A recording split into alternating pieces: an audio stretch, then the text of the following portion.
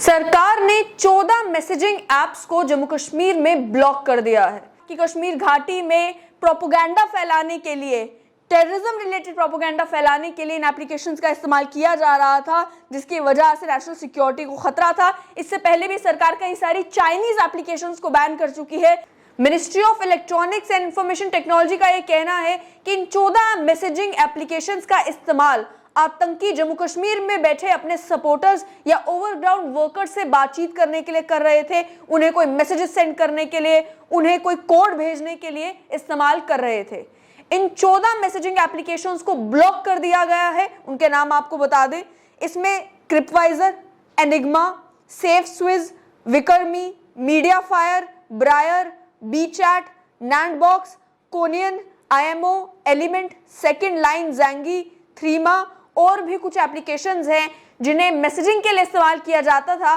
जिन applications को block कर दिया गया है। और कारण यही बताया जा रहा है कि जो टेरर इकोसिस्टम है उस पर रोक लगाने के लिए और जिन ऐप्स का इस्तेमाल आतंकी अपने सपोर्टर से बात करने के लिए कर रहे थे, उस पर रोक लगाने के लिए इन एप्लीकेशंस को ब्लॉक किया गया है। मेजॉरिटी लोगों की अगर जम्मू कश्मीर में बात की जाए तो बहुत कम लोग होंगे जिन्हें इन एप्लीकेशंस की जानकारी होगी, जिन्होंने ये मैसेजिंग ऐप्स जो हैं वो इस्तेमाल की होंगी। पॉपुलरली आप ऑलरेडी जानते हैं कि व्हाट्सएप, मैसेंजर, टेलीग्राम या फिर अन्य जो सिग्नल ऐप है, इन सभी एप्लीकेशंस का इस्तेमाल आमतौर पर लोग करते हैं। लेकिन ये कुछ और 14 एप्लीकेशंस थी जिनकी खासियत ये बताई जा रही है कि कंप्लीटली अनोनिमस थी। आप इन पे मैसेज भेजते, कंप्लीटली अनोनिमस रह के मैसेज भेज सकते थे। यहाँ पे एन्क्रिप्शन का इस्तेमाल किया जाता था ताकि कोई ट्रैक ना कर सके कि आखिर कौन मैसेज भेज रहा है, कैसे भेज रहा है। और ये कहा गया कि इन पर्टिकुलर एप्लीकेशंस को लेकर इंटेलिजेंस इनपुट सरकार को मिले और सिक्योरिटी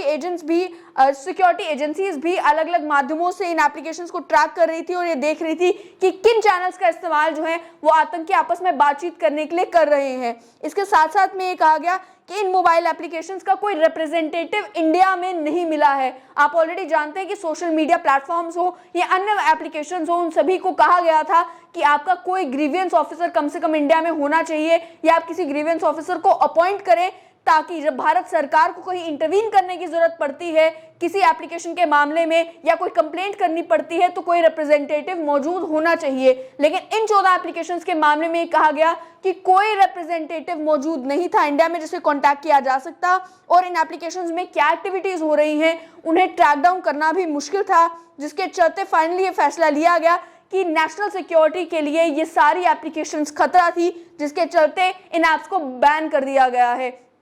और ये भी कहा गया कि भारत में जो कानून है उन कानूनों का पालन भी, कानून जैसे आप जानते हैं कि सोशल मीडिया के मामले में और इंफॉर्मेशन टेक्नोलॉजी के मामले में जब ये कहा गया कि आपको एक ग्रीवेंस ऑफिसर अपॉइंट करना है या इंडिया में कोई आपका रिप्रेजेंटेटिव होना चाहिए, तो उन कानूनों का पालन भी एप्लीकेशंस नहीं कर रही थी। ये एक लिस्ट प्रिपेयर की गई जिसमें देखा गया कि ये कौन कौन सी एप्लीकेशंस हैं जिनका गलत इस्तेमाल किया जा रहा है, उसके बाद इन्हें बैन करने की रिक्वेस्ट जो है वो डाली गई। सेक्शन 69A जो इंफॉर्मेशन टेक्नोलॉजी एक्ट 2000 का है उसके तहत इंटेलिजेंस एजेंसीज ने भी ये इन्फॉर्म किया कि कश्मीर घाटी में प्रोपेगेंडा फैलाने के लिए, टेररिज्म रिलेटेड प्रोपेगेंडा फैलाने के लिए इन एप्लीकेशंस का इस्तेमाल किया जा रहा था, जिसकी वजह से नेशनल सिक्योरिटी को खतरा था। इससे पहले भी सरकार कई सारी चाइनीज एप्लीकेशंस को बैन कर चुकी है। लेकिन उन बैन्स की असलियत जब आप देखने लगते हैं तो मालूम ही चलता है कि अगर कैम स्कैनर सरकार ने बैन किया है तो